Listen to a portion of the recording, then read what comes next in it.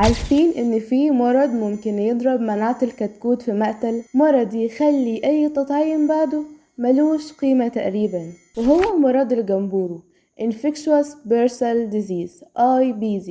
المرض ده سببه فيروس اسمه بيرنا فيروس، وبيهاجم غدة مناعية اسمها بيرسا أو فابريسيوس. الغدة دي مسؤولة عن تكوين البي ليمفوسايتس اللي بتنتج أجسام مضادة. أول ما الغدة دي تتدمر الكتكوت يبقى من غير جيش يحارب أي عدوى. طيب ازاي الفراخ دي بتتصاب؟ العدوى بتيجي من الأورال فيكال روت، يعني الكتكوت ممكن يشرب مية أو ياكل علف ملوث بفضلات الطيور المصابة. والفيروس خطير جدا لأنه ريزيستنت للتطهير العادي وبيعيش في المزرعة وقت طويل. الأعراض اللي لازم ناخد بالنا منها: الكتكوت بيبقى ديبرست ومش عايز يتحرك، فقدان واضح للشهية، إسهال أبيض مائي، الريش منفوش كأنه بردان، رعشة أو رمي نفسه على الأرض. النفوق ممكن يوصل لمستويات عالية جدا لو الإصابة قوية. وتأثير المرض ده على القطيع إنه مش مجرد بيموت الفراخ، لأ ده بيكسر جهاز المناعة. يعني أي مرض تاني زي نيوكاسل ديزيز أو الانفكشوس برونكايتس هيكون تأثيره قاتل أكتر. طيب إيه هي الوقاية والاحتياطات؟ أول وأهم خطوة هي البايوسيكيورتي، يعني نمنع العدوى قبل ما تدخل، ننظف ونطهر المكان بشكل دوري، وما ينفعش نخلط أعمار مختلفة من الفراخ، يعني كل عنبر